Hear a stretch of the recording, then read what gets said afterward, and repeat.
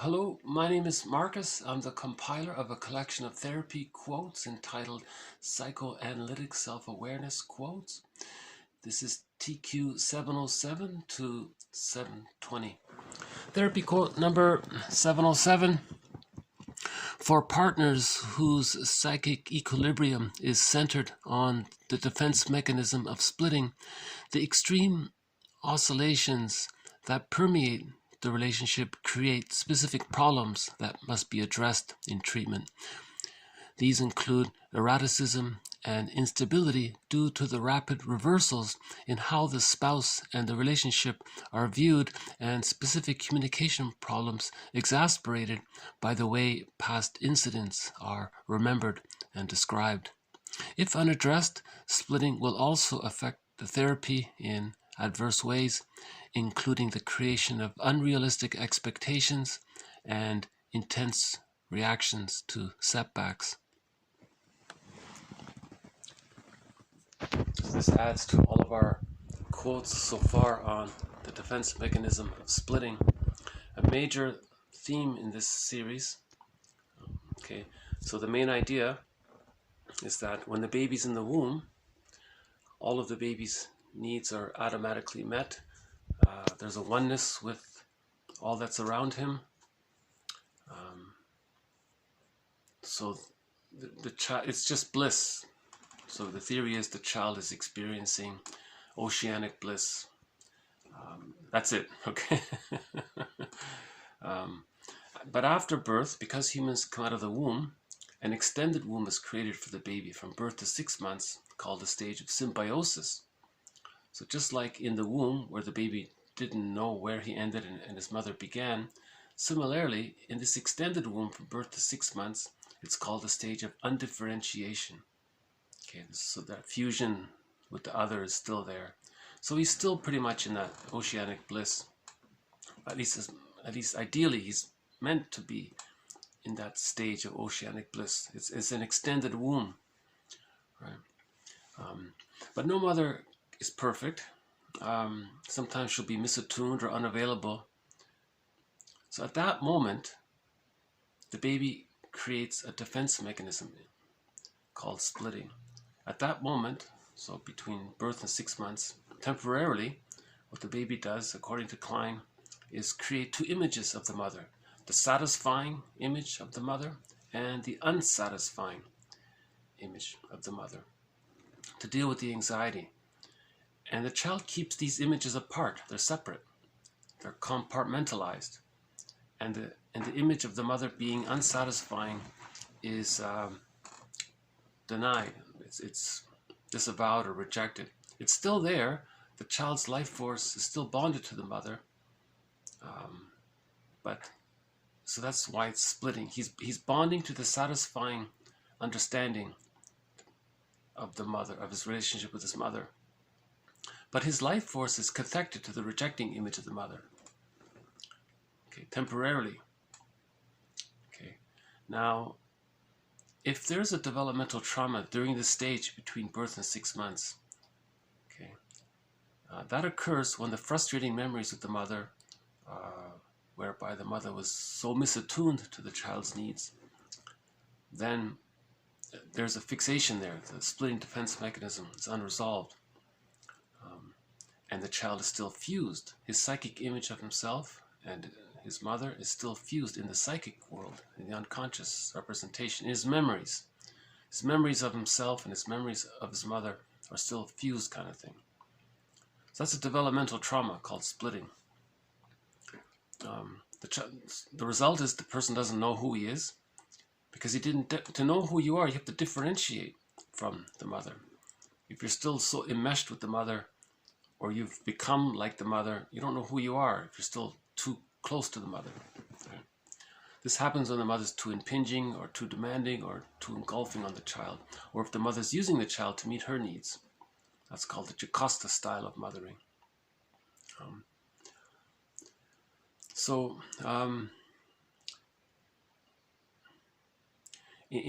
Ideally, what happens is that this is a temporary device that the child creates.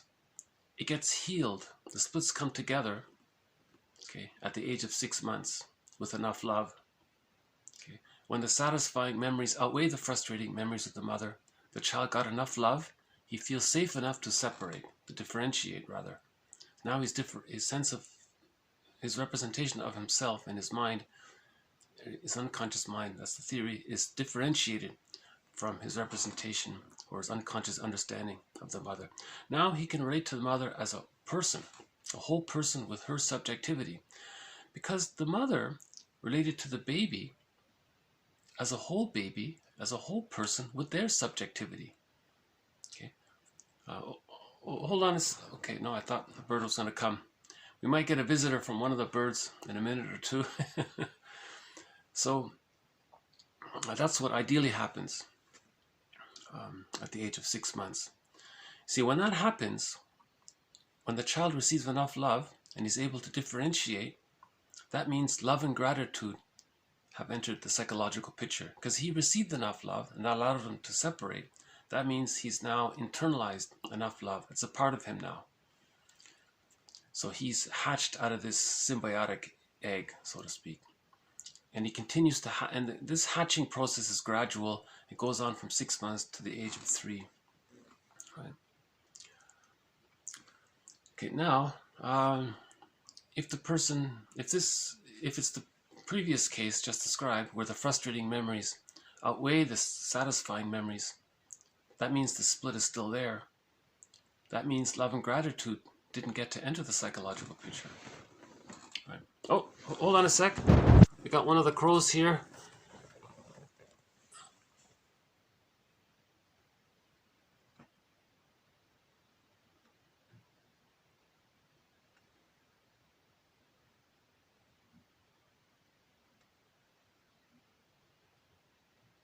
Okay, there he goes. Okay.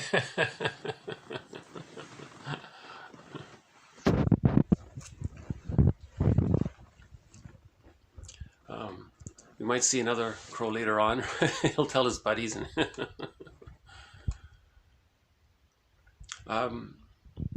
Okay, so if it's this case where the splitting is unresolved, the splitting is still there. Okay, that causes a lot of problems, because number one, love and gratitude hasn't entered the psychological picture. Number two, they're prevented from completing the separation individuation process to reach the psychological birth at the age of 3. So that's prevented. So splitting precludes the psychological birth. Splitting precludes love and gratitude. Okay. And if splitting precludes the psychological birth, that means splitting precludes access to the real self and the capacities of the real self. One of the capacities of the real self is genuine, authentic mutual love with the partner. Right? Caring, and you see the person as a whole person. Right? Now, with the splitting defense mechanism,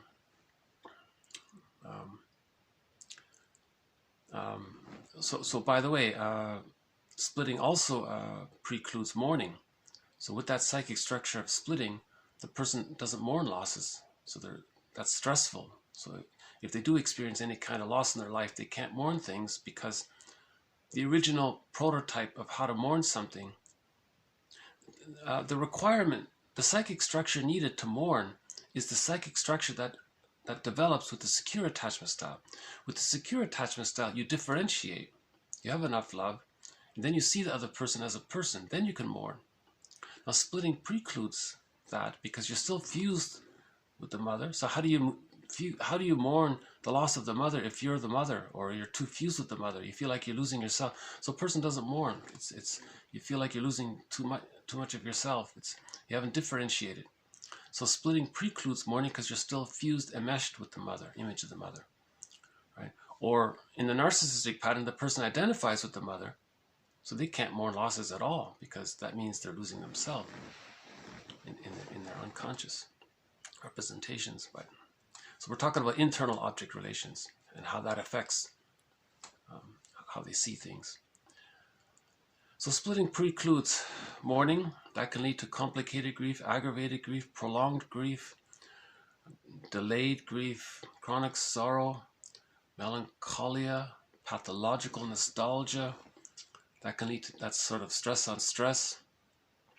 That can lead to the symptoms of PTSD, and that can lead to, as one person said, to becoming a curmudgeon, not an elder, because they're still caught in that infantile fusion with the mother, and they're still battling with their mother their whole lives in some coded form, right, through their projections and all that.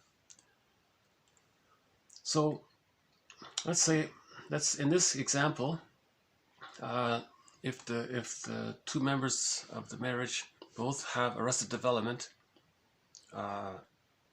whereby the splits didn't get a chance to become whole, that means they're going to see things according to the splits, and they're going to project different parts onto the other.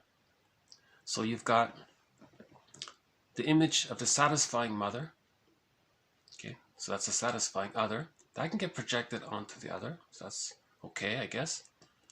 Now there's the image of the unsatisfying other, and that's sub-split into the enticing, alluring, exciting image of the other and the rejecting image of the other. Now this exciting one, there's a huge promise of fulfillment there. So if the person projects the exciting image of the other onto the partner, so it's very romantic, you think it's all going to be bliss, you think you're going to return to the symbiotic egg, you think you're going to return to that union and fusion, because that's the developmental trauma. The arrest took place during that fusion. So that's what romantic love, that excessive, extreme, heavenly romantic, that's what that's about. You're trying to return to that fusion. But with that is the rejection. So remember what one Fairbairn said? No, Solani said, the exciting partner is the rejecting partner, because it's going to lead to that. Because the baby felt the hope of getting his needs met, and then the mother rejected him. So that's the pattern in the psyche. So the person's going to project the exciting part, subpart, onto the other. So that's the romantic love. They're going to fall in love. It's not love, it's transference love. So they're going to fall in transference love. They get married, and then the rejecting part kicks in at some point. Now they're disappointed. What about this big promise of marital bliss?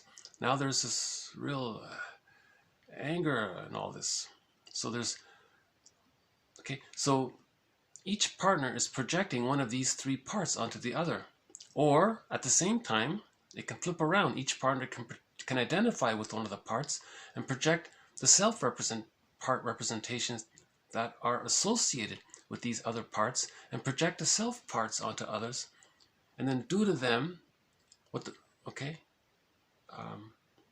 parent did to them. And each partner is doing this kind of thing, and you got all these parts flipping around back and forth. So that's why the relationship is so erratic and chaotic and full of high hopes and then great disappointment. And therapy, he says there at the end there, that therapy treatment is similar. You have high hopes for the therapy, then huge disappointment with the therapy. So that's similar to the defense mechanism of splitting. Okay, and you have rapid reversals, he says, because people are going to flip around with their projections, and you know, the image of the partner is either all good or all bad, right? So it's or all exciting. Oh, here we go. Here's the bird. Oh, I missed the jump. There he is at the table.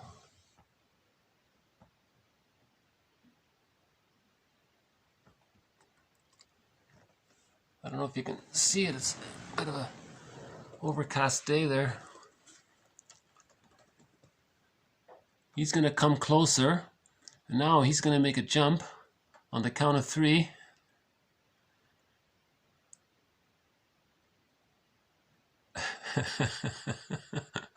Make that on the count of 10.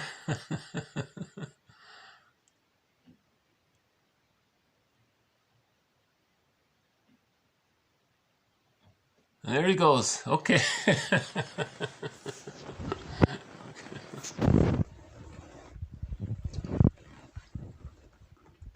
Yeah, I'm fond of the birds. All of the birds now, you know. So yeah, that's why dysfunctional marriages are considered conflict habituated, hostile dependent, emotional divorce. Although they're still married, there's that emotional divorce. At best, there's some kind of passive-aggressive compromise. But the marriage is like sour milk or it's bitter, right? Because neurotics are only capable of transference love, okay, where you project the psychic structure of your childhood situation into the present, and you're repeating the childhood past to try to master the childhood past, right? So, okay, so this quote adds to our collection on splitting.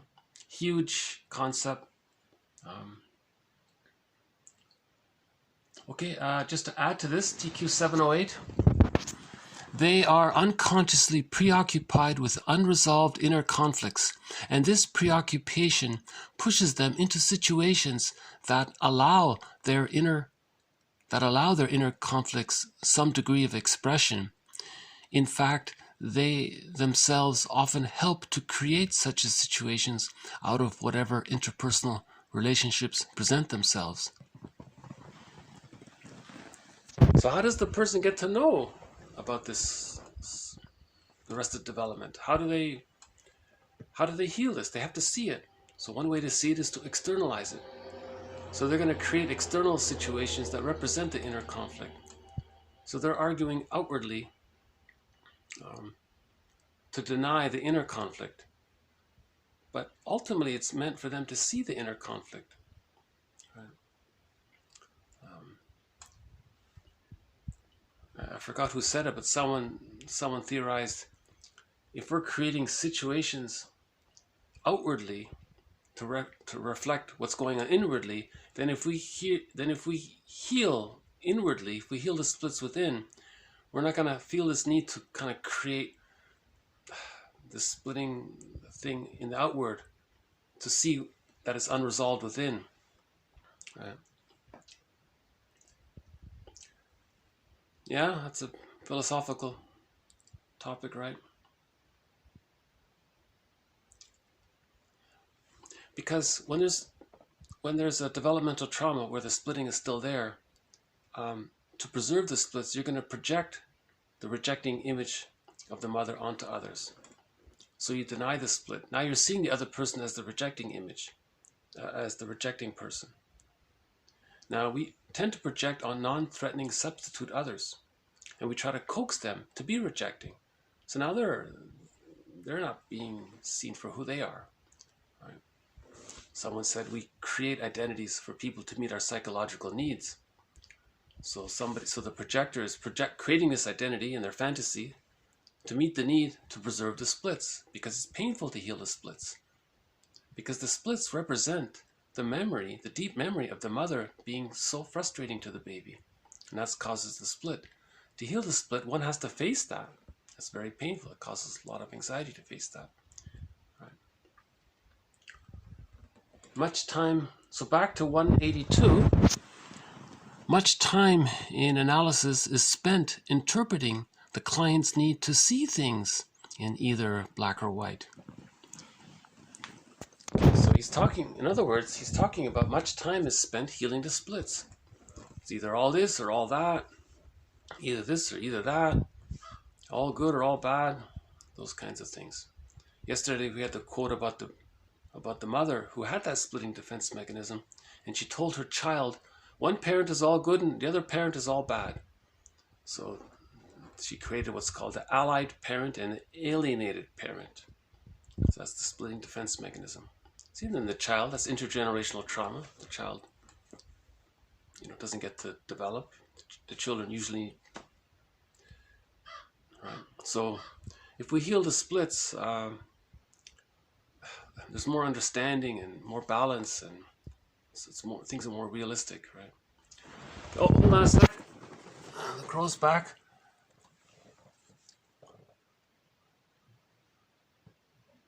One.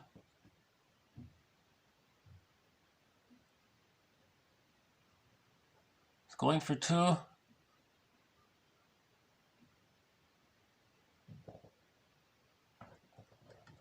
Oh, he dropped one.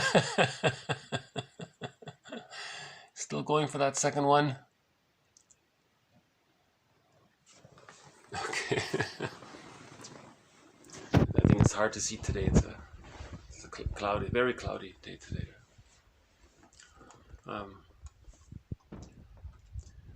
So the reason splitting is a complicated issue, because the theory is the baby only thinks in images, doesn't see the mother as a realistic person, and the baby has these memories of their interaction with the mother, the giantess of the nursery, giant from the baby's point of view. Now these memories form these images, and these images are wildly exaggerated because of the baby's small, helpless, dependent size.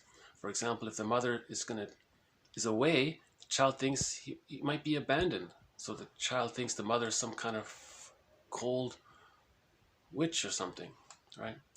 Or if the mother's satisfying, the image is of a lovely goddess, a beautiful, angelic, divine, quasi-divine goddess being, right?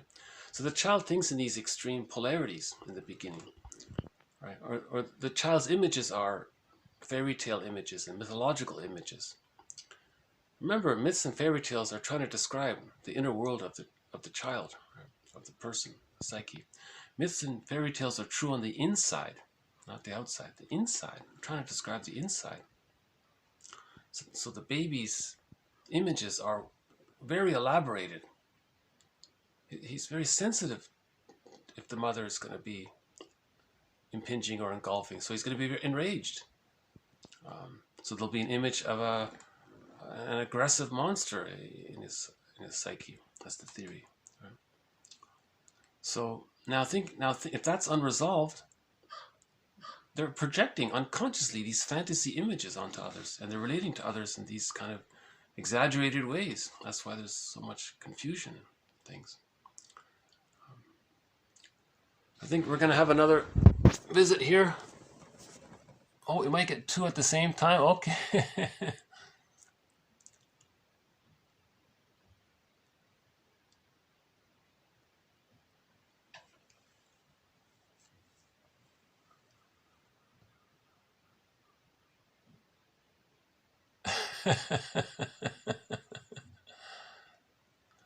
I don't know if you can see it because it's so cloudy.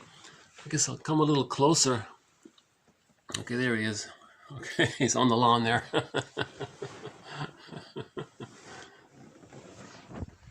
No blue jays yet. You know, it's what often happens. The crows will have their share and there'll still be some snacks left, and then later the blue jays come. Sometimes they alternate and mingle. Okay, enough about the birds. Okay, another way to put all of this, go to the Berg, Edmund Bergler, TQ 709. Neurotics distort reality to suit their unconscious aims. Okay, so if a person has a developmental trauma and they acquire the insecure attachment style, we can say that this is a dysfunctional living. The old jargon for a dysfunctional person is a neurotic. So the term keeps coming up, so I just keep using it. Okay, another one from Bergler. He's one of our teachers in this series.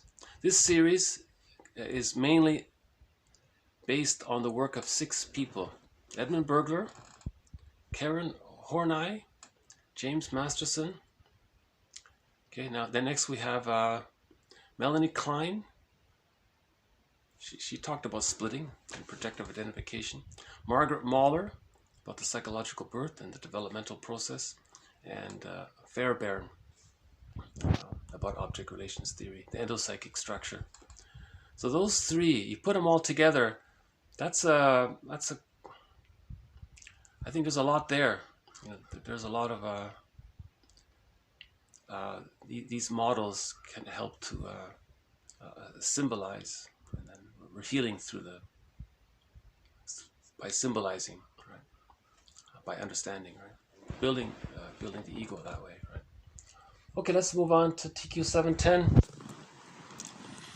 Biting irony represents biting irony depends on how the narcissistic wounds of once upon a baby time healed, were compensated, or remained open. The state of the narcissistic wound, its healing or not healing, determines, among other things, the need for irony and scorn later in life. If the wound unavoidably inflicted to the child's narcissism does not heal, the unavoidable result is fixation, quote, on the rejection level. Real satiric comedy on the stage or screen is an extreme rarity. The reason is to be sought in the specific makeup of the writer of satiric comedy. He is a writer with a stronger defensive aggression than the typical literary man has at his disposal. Okay, so the literary man, he's the healthy guy. He's not interested in such biting, sarcastic things.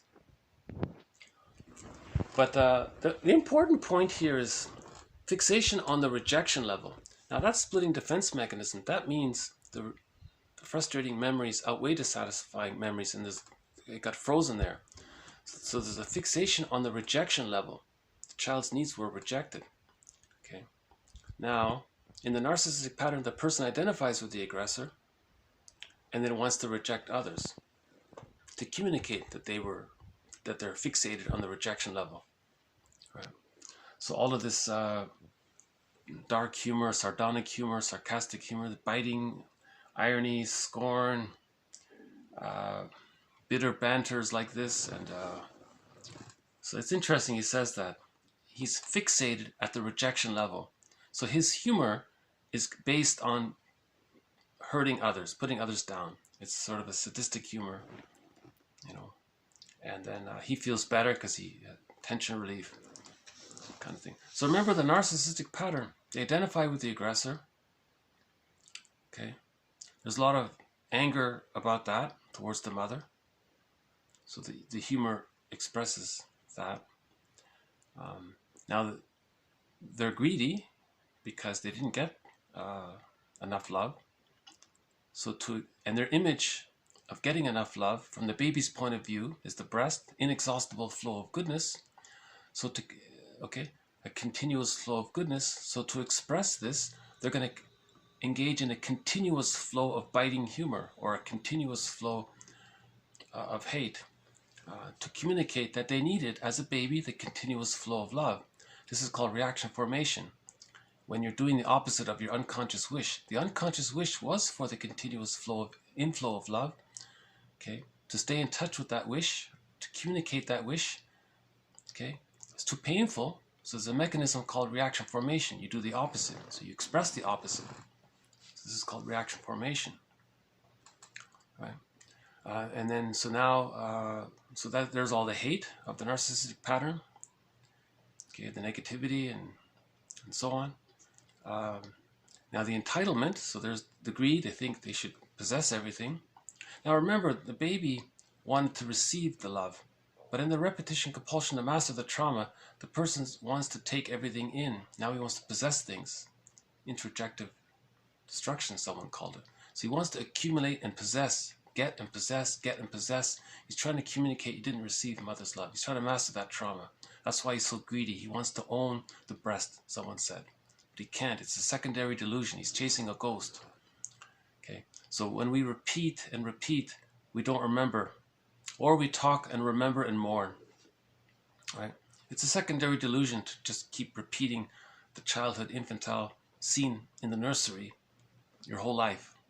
That's what greed is, right? Now let's say he does see something that's good and he can't possess it. Oh, that's going to trigger the memories of him not getting enough love as a baby. Now he hates the good. Now he wants to put down the good. So there's the envy. Okay. So there's the scorn, the biting irony. Put it down, put it down. That's the envy, right? Because he doesn't want to be reminded of not getting the love.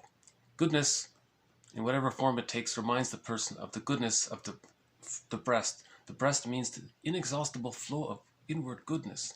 So if something out there symbolically represents goodness, he's going to hate it if he can't possess it. So there's the envy. You know, long ago, one author said, if you have a client with a narcissistic pattern, back then they didn't know how to heal the narcissistic pattern. Now it's understandable, but back then they would say, all he can do, he said, treatment with the person with the narcissistic pattern is a salvage operation. Just trying to salvage any little goodness you can. You can't really heal. See, that's how dramatic it is, you know. And the person with the biting irony, he wants to see the other person infected with the bite. Now he wants to see the other person bitter and angry and hurt because he thinks he's going to externalize it. Misery loves company, right? Projective identification. So there's a lot going on there with the narcissistic pattern. That's why there's so much material on the pattern, you know. Okay. You know, we recently played a clip from Barney Miller. I thought that was positive. What is it? Positive irony. What did he say? A real satiric comedy. There was a scene, you know, there was an ironic statement made, but it was helpful. It was therapeutic. It was very rare. In the 8 seasons, I think that's the only time maybe something like that was offered. So he's right. This kind of ironic humor that has a therapeutic, helpful effect is very rare. Only a literary person. See, by literary, that means he's analytical, he's psychological. That means he wants to heal, right? The narcissistic pattern doesn't want to heal. He just wants to hurt others, to say that he was hurt.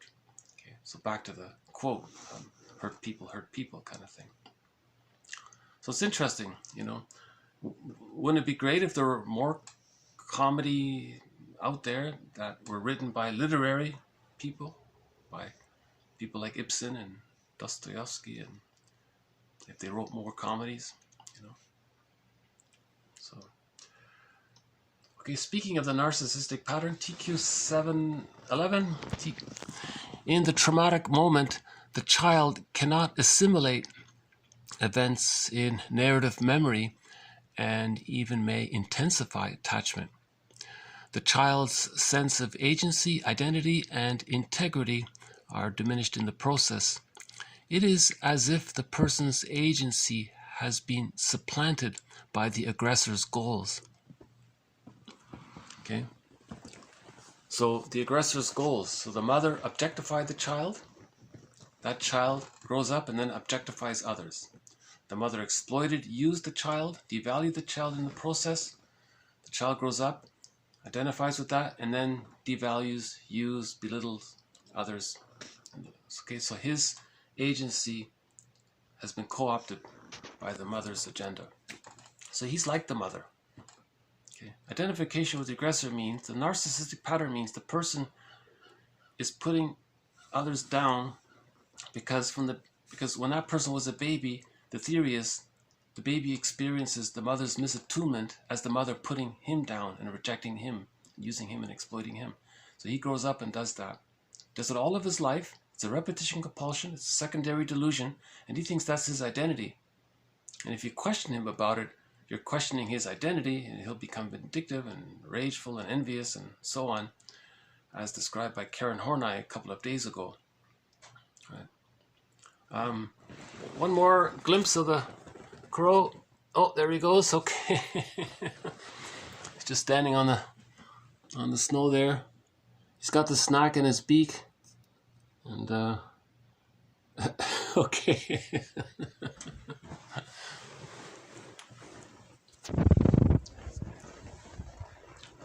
Yeah. So we had that novel mentioned before, famous novel.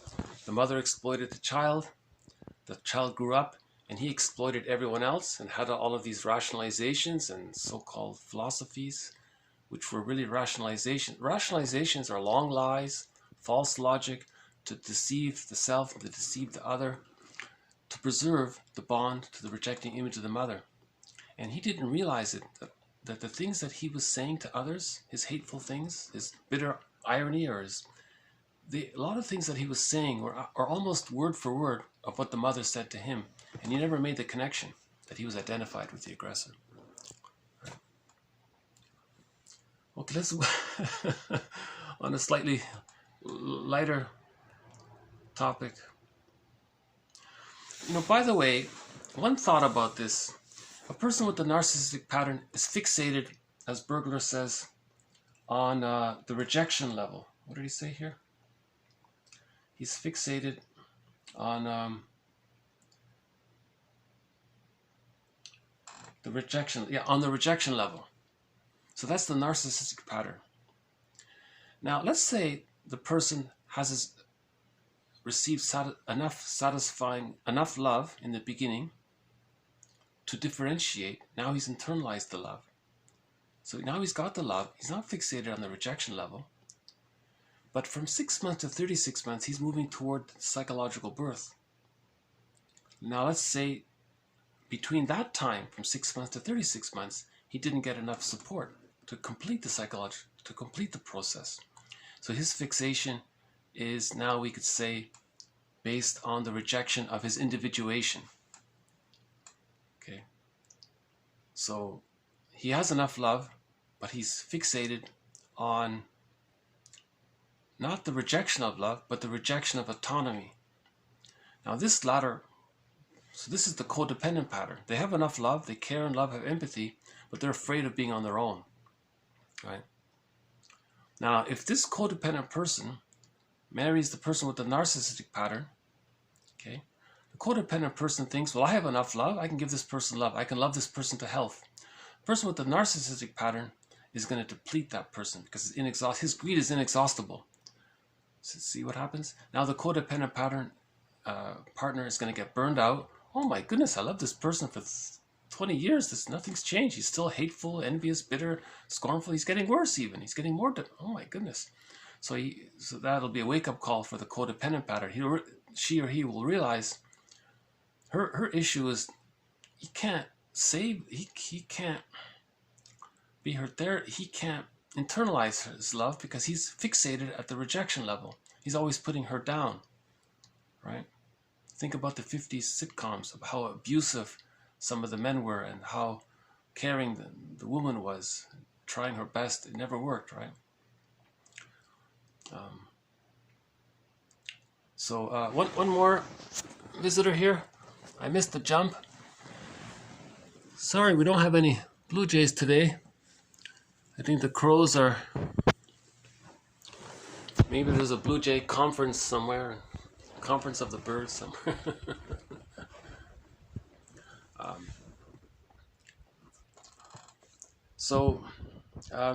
The tragedy for the codependent person is he keeps thinking that he's going to get the support from his narcissistic partner to achieve the psychological autonomy.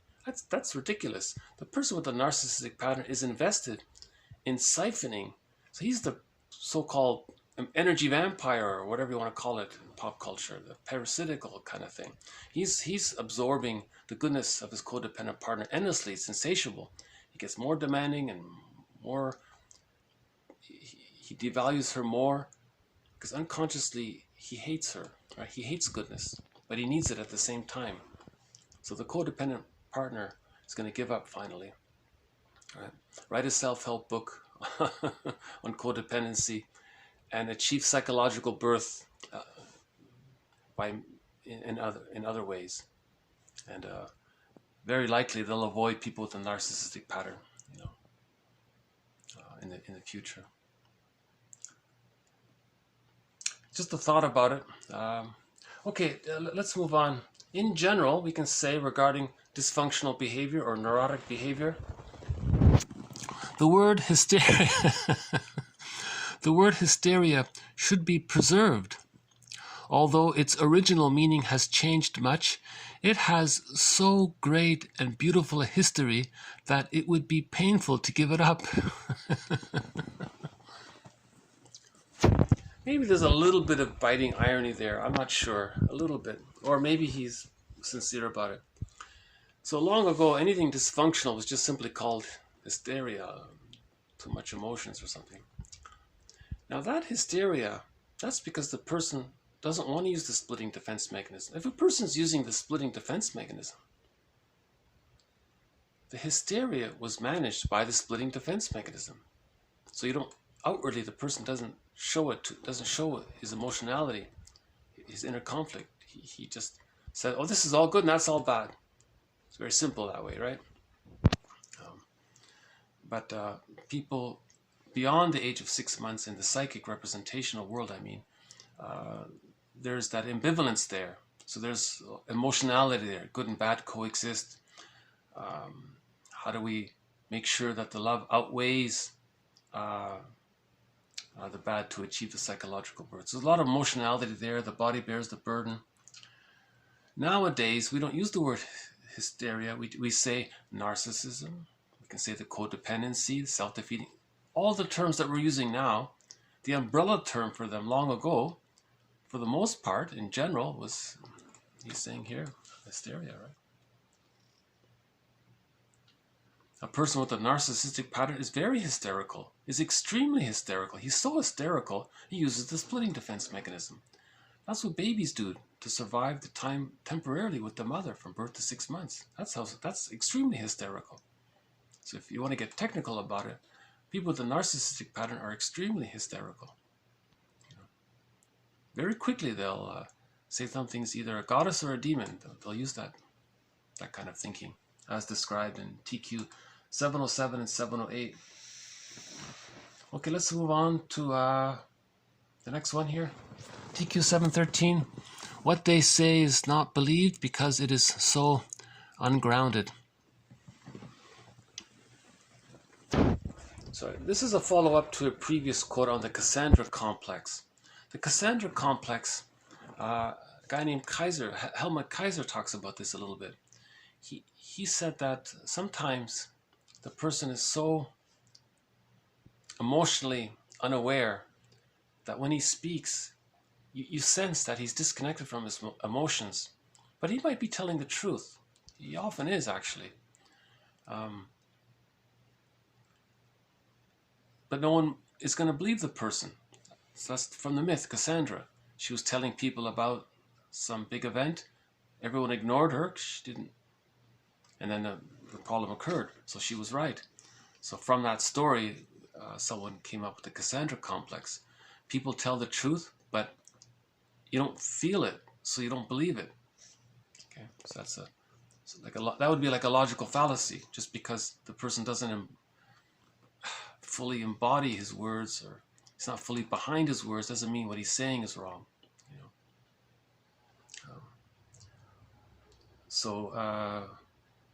Okay, so here she is saying the person is ungrounded. So what they're saying, who can believe it? That person doesn't. They're so flighty, they're so nervous. They're so visibly nervous. How do you believe them? Because the receiver feels anxious and they don't want to believe it, something like that. Or it's hard to believe it, because if you feel anxious, you want to devalue what they're saying, so you feel better, and so that's one way to deal with anxiety, right? Okay, let's talk about words. The Inuit have 30 words for snow because it is a life and death matter to them to have exact information about the element they live with so intimately. If we had a vocabulary of 30 words for love, we would immediately be richer and more intelligent in this human element so close to our heart. So what do we have? We have some borrowed terms, right? Agape, general unconditional love for others, best wishes for others. Okay. We have romantic love. Okay, that's often transference love. Okay, and there's friendship kind of love, and what else? Genuine love, authentic love, mutual based on mutuality. But notice how we have to keep using adjectives. Transference love, genuine love, or love for the family, or love for all. So we're kind of clumsy in the English language with regards to love. We just have this one broad general term. What does he mean, you know? A lot of people don't even want to hear the word love because what they've experienced in the past was transference love, the painful repetition, compulsion of a childhood situation. Is that what love is? So Donna Summer had that. We had that song from Donna Summer. Is that what love is? This repetition, compulsion of the childhood past, trying to master that trauma and repeating it. So, can we at least have it? Can we at least distinguish between this transference love and genuine love? Can we make those two separate to some degree to identify with? You know. So, and the lesson is look at the Inuit. You know, they deal with snow all the time. It's very important to them. They have different kinds. There's packing snow and there's wet snow and this kind of fluffy snow, and they have 30 terms for snow. So it's very important to them. If love is so important, why don't we have 30 terms for love if it's so important? Apparently in ancient Sanskrit there's something like 90 words for love. I think in other languages have dozens of words for love. English, just one. That's his point. I'm just trying to convey his main idea there. The Inuit, by the way, speak a very beautiful language, Inuktitut. If you hear someone speaking Inuktitut, oh my, it's very beautiful. That's a very feelingful language. It feels very rich. It's just nice to hear that language. You know, listen to someone who speaks Inuktitut speak their language. I think you may feel something. It's a very emotional language. My first thought was, I wonder what would happen if everyone spoke Inuktitut. You know, I don't know it fully, but it sounds like a very beautiful language. Beatrice Deer sings in Inuktitut. Wonderful singer, Beatrice Deer. Her last album is a gem. It's called My All to You. It's a great album. Some of her songs are sung in English, some are sung in French, and some are sung in Inuktitut. Beautiful language. You know.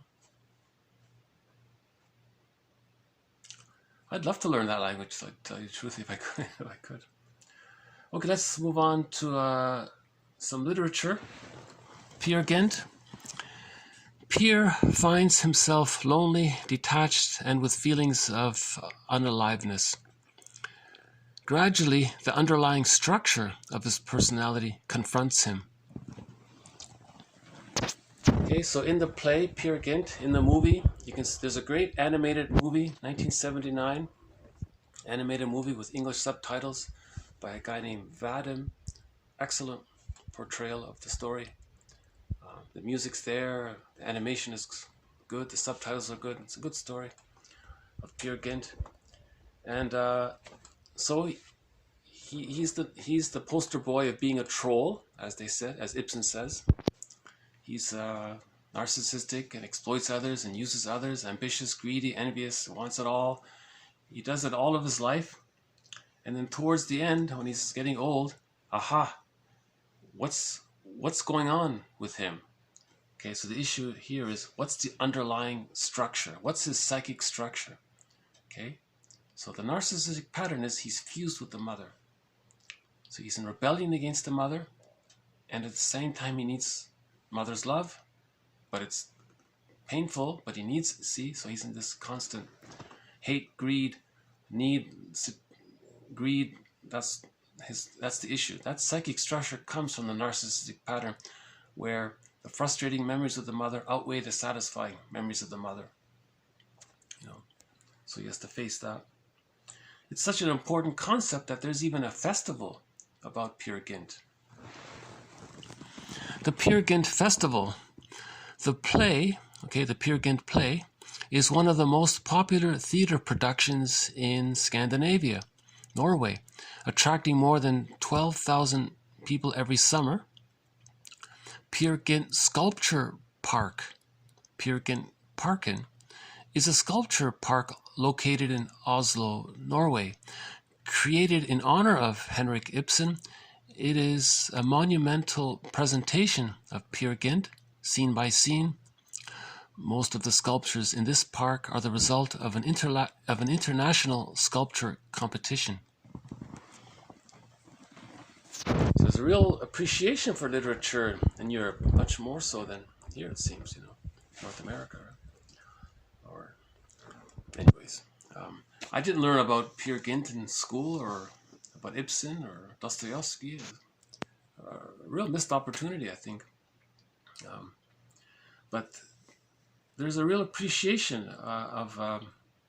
See, Chekhov says we're going to heal when we see ourselves. So these plays help us to see ourselves, right? So here we're looking at the narcissistic pattern. Or if you don't have the narcissistic pattern, see your parents. Maybe they have it. Or see if the person has a codependent pattern, then they can understand their partner. Then you go, oh, man, yeah, that describes the partner. That kind of thing. So we're learning about ourselves. Right? Okay, a little bit more. Okay, we got 8 minutes left. Okay, I'll just do these quickly. Okay, so the same author did another play called Hedda Gabler. Is that her name? Hedda Gabler? I forgot her name. Hedda Gabler or Garbler. Okay, Hedda feels bitter resentment toward life because it has not fulfilled any of her expectations, and her resentment toward life is actually turned back onto life and onto her environment. She actually has all that she could make for happiness, but for inner reasons she can't enjoy. She can enjoy nothing. She's intelligent, very attractive, but she cannot love. Her life is actually empty. Her permanent attitude is one of boredom, and beneath her boredom, we see a profound hopelessness. She is like a person who is tied to a tree at the fringe of a beautiful garden full of fruit, food, and water. She could look into the garden, but starves within the sights of its abundance. Although Hedda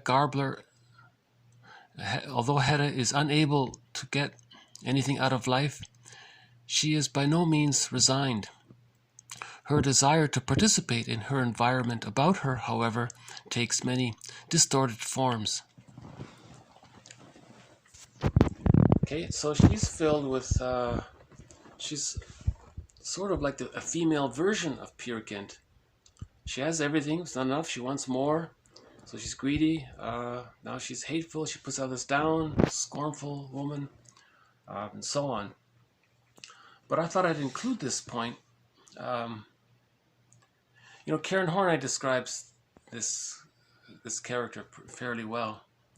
And one of her points is that she has this unconscious desire to be herself, but she has the arrested development at the rejection level. So how does she participate in life? How does she go on with life? So what she does, it's distorted.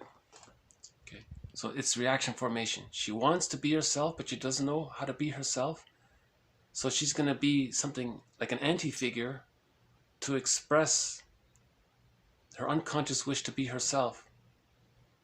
That's called reaction formation. Another example of it.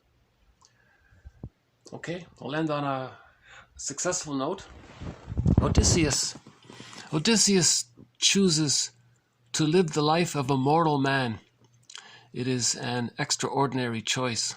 Okay. So Odysseus is our role model. So Peer Gynt, he just stayed the narcissist his whole life. Hedda Gabler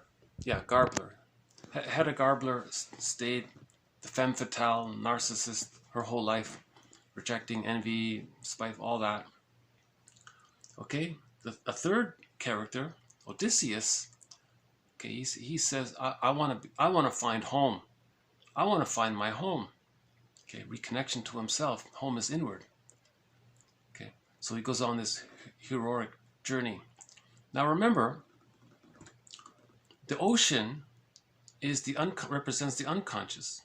So Robert Bly's metaphor is that so much of who we are, including our feeling self, our home self, our feeling self, gets put into this bag we drag behind us. And by the age of 5, so much of who we are gets put into this bag. Now this bag, in myth, is is the ocean. In fairy tales, it's the forest, this other world. And we go looking in the fairy tale, the ocean, in the bag. It's called shadow work, to reintegrate the different parts of ourselves, to become reunited with our feeling self. So in the fairy tale, that's the wedding. So the wedding symbolizes the reunion with the disconnection that we feel with ourselves. So we're reunited with ourselves. In the fairy tale, that's the wedding. So Odysseus has all of these challenges. He doesn't want to be in denial, and he doesn't want to regress. He doesn't want to become too fearful. He doesn't want to, just give up. Like with Calypso, he's sort of just giving up kind of thing. And then he wants to face his trauma. So he went to the Hades to face his unconscious memories of trauma, and so on and so forth. So it's, and one quote is that it's a long journey because the bag is long. There's so much in there. Robert Blythe says we spend the rest of our lives trying to get the contents back out. Our developmental path to achieve the psychological self is in the bag, right? So we have to get that developmental path to the psychological self back.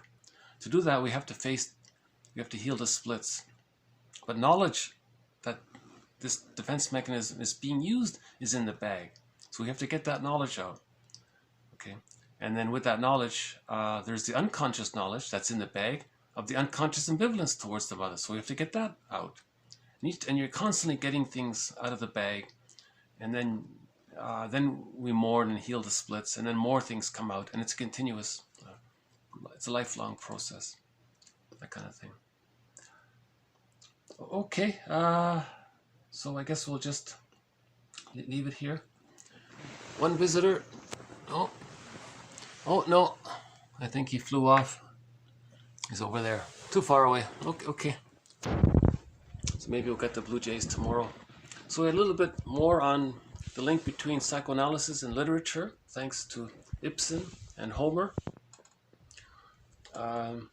Okay, we had more on the defense mechanism of splitting. So much has been said. Okay, a very important concept by Edmund Berger, fixation at the rejection level. That's why a person with the narcissistic pattern is always rejecting others, putting others down. Okay, so that's what his mother did to him in his understanding of his relationship with his mother. He thinks the mother put him down. Okay, that's the baby's interpretation of the mother being unavailable when the baby needed her. He felt rejected, so later on he rejects others. And does it his whole life. And if he gets a job as a comedy writer, his humor will be biting, cynical, and hurtful, because he sees the world that way. He's identified with the aggressor. Okay, so he's doing to others what his mother did to him. Okay, so he's communicating that way through his occupation, let's say. That's why most comedians are it's very hurtful, their humor. It's negative humor, black humor, dark humor. We have more terms for this kind of negative humor than we do for love. Isn't that interesting, right? Cynicism, sardony, or whatever, sarcasm. We have more terms for negative humor than we do for authentic love, or love, right? So that means the split is still there. So we have to heal the splits, right? But someone said recently we're entering the age of synthesis, where we are synthesizing the parts of ourselves. We are becoming more conscious, right? Okay, so I'll just end it here. Thank you again. Hope this has been interesting.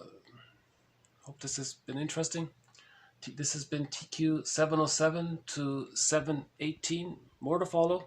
Thank you. Bye for now. Well, before I close, I mentioned Angeles. I'll save it for tomorrow. Okay. Bye for now.